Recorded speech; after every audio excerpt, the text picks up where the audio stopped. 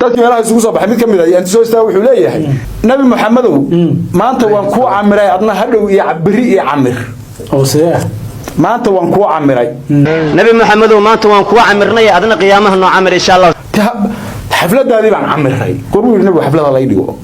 marka ma abaal ku sheegan dab waaba fariinba waa si dirsanayaaba iyo ogow ku leeyahay inaa abaalkaas kugu leeyahay nabi maxamedow maanta waan ku camirnay adna qiyaamaha noo camir insha Allah ku camiray xafladaadii sida daraad anigu markaan soo dhinto ee qiyaamaha la gaaro iyo camir oo maxaan ku yiraahdaayto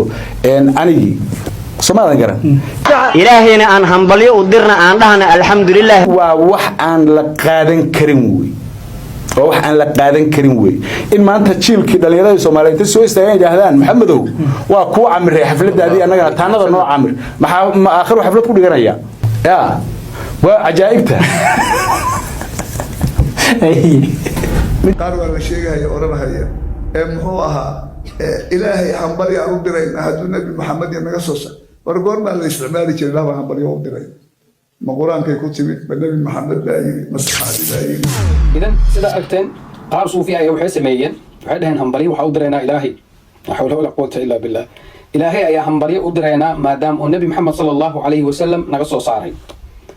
wadaadka suufiyadaasi wuxuu ku radiyay wuxuu dhahay war hadalkan quraanka kuma imaanin nabiga sallallahu alayhi wasallamna ma dhihin saxaabadiisna ma dhihin idan sida u jeedid wuxuu xujeestay tarkiga nabiga sallallahu alayhi wasallam ka tagidiisi ayuu xujeestay marka meesha waxa ku cad waxa waaye dadkan marna ka tagista nabiga sallallahu alayhi wasallam ay xujeesanayaan daliil ay ka dhiganayaan marna way diidayaan ma aqbalayaan وطبعا goorta ay diidayaan waxa waaye markay rabaan in ay bidca yani sharciyayaan عبادة كدكتان مركز ويان مركز الديدايان يا تركي النبي صلى الله عليه وسلم من هذا الباب كي اسكب بلقين بدعدي يوحي دن مرت ايه فصحيح وهو دبه كوتا هي ان اي حران الباب كاسي مر هدي ادي ادلا اماضي عيد عصب شعير عصب لا اماضي بدع لا اماضي ده غير كاج وحا كردل لهيد وامحي ما هي ستت الا ان اد اديك ستت تركيبه وانا سيده اركيسن شيخ محي الدين ايا الله محو اديك سدي هو اديك سدي تركي النبي صلى الله عليه وسلم كتجديسي ايو اديك سدي وحجستي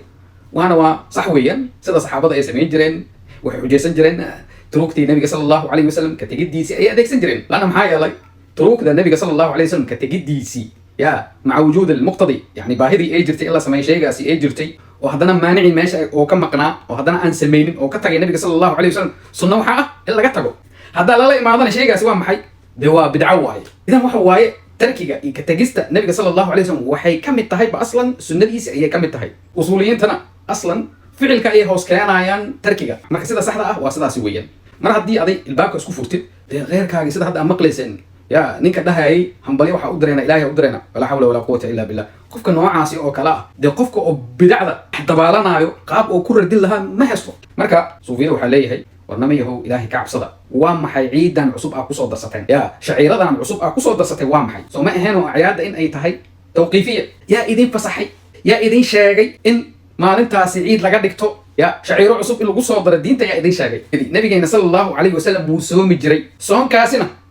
de waxay dhahaan culimada soonkaasi oo soomi jiray si aan looga dhiganin maalinta dhalashadiisii ciid saana soom iyo ciid ma isku imaan karaan maalin ciid ma la soomo marka هذا داربتد إنا كده يتد أو أويديسد صبناها صلى الله عليه وسلم يا أخي صوم سنين إيه خميس صوم تاسوي والله محبة حقيقية تاسوية إن الراعد كل راعد سنة ديسي وعكوج ده يا أخي راع يا أخي ما من شيء وح والب وإذن دوينا يجنده وإذن شاقبوا يري النبي صلى الله عليه وسلم وح كست إذن كفوا جينا ناتنا وإذن شاقبوا يري ما حكى له صحيح هذه عبادة عن عصب الله ما نسد وقياس مرتي سواء قاعدين يسد حنا لو جي قياس أصلا باب كاس ما بسوا قلم مرتي باب العبادات ما بسوا قلم يعني إحداث عبادة جديدة عبادة عصب إنا لا إمادة ما بهنت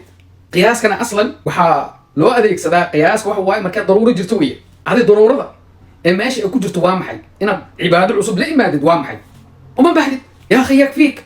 وحي أكو تاقناين صحابة رضوان الله عليهم تابعينتي وحي أكو تاقناين تابع التابعين وحي أكو تاقناين أئمة الهدى وحي أكو تاقناين يا أخي سلف كاس وحي أكو تاقناين الدين واها كدقو انت سكو فلان ما كرفت وحان عصب بدعدان وحيابها مرت عيدان عصب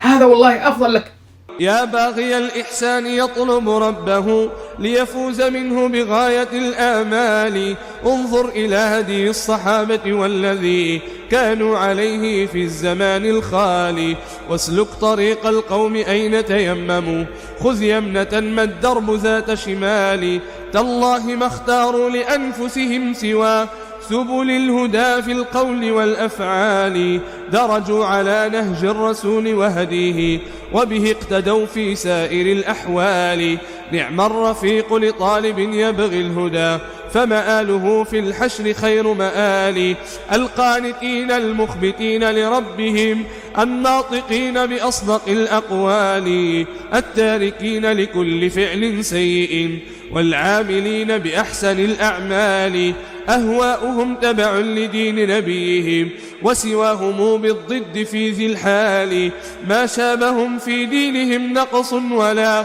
في قولهم شطح الجهول الغالي عملوا بما علموا ولم يتكلفوا فلذاك ما شابوا الهدى بضلال وسواهم بالضد حتى إنهم تركوا الهدى ودعوا إلى الإضلال فهم الأدلة للحيارى من يسر بهداهم لم يخش من إضلال وهم النجوم هداية وإضاءة وعلو منزلة وبعد منال يمشون بين الناس هونا نطقهم بالحق لا بجهالة الجهال حلما وعلما مع تقى وتواضع ونصيحة مع رتبة الإفضال يحيون ليلهم بطاعة ربهم بتلاوة وتضرع وسؤال وعيونهم تجري بفيض دموعهم مثل انهمال الوابل الهطال في الليل رهبان وعند جهادهم لعدوهم من أشجع الأبطال